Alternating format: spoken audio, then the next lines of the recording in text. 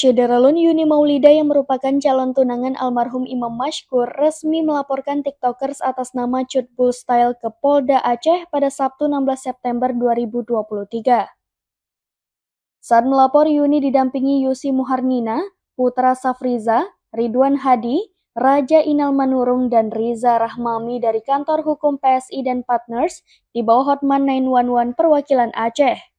Laporan tersebut berkenaan dengan video di akun @cutbulstyles yang berdurasi 5 menit 12 detik yang diposting pada tanggal 6 September 2023 yang dinilai telah mencemarkan nama baik Yuni. Isi video tersebut dinilai menggiring opini publik sehingga bermunculan komentar hujatan untuk Yuni di kolom komentar postingan akun tersebut. Cut Wahyuni Rosita, pengguna akun tersebut dilaporkan karena dianggap melanggar pasal 27 ayat 3 Jungto pasal 28 ayat 2 Undang-Undang Nomor 19 Tahun 2016 tentang perubahan atas Undang-Undang Nomor 11 Tahun 2008 tentang informasi dan transaksi elektronik. Dalam laporan ini, pihak Yuni turut memperlihatkan video yang menyertakan sejumlah barang bukti, antara lain tangkapan layar unggahan di media sosial.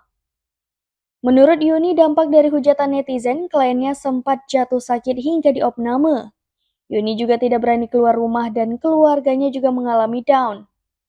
Dalam kesempatan itu, Yuni meminta agar setiap orang untuk bijak dalam bersosial media karena setiap postingan ada konsekuensi hukum. Jadi hari ini kita akan melakukan upaya hukum pencemaran nama baik untuk Yuni Maulida. Video hujatan dan makian, pokoknya kita mengatasnamakan Yuni.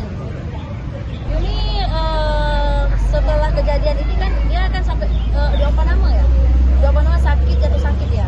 Dia nggak berani keluar rumah dan dia ke keluarganya itu gimana ya?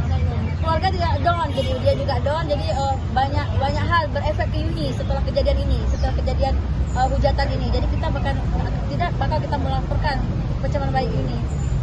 Akibat video yang diposting oleh salah satu akun TikTok, di bawahnya muncul berbagai komentar yang menghujat Yuni.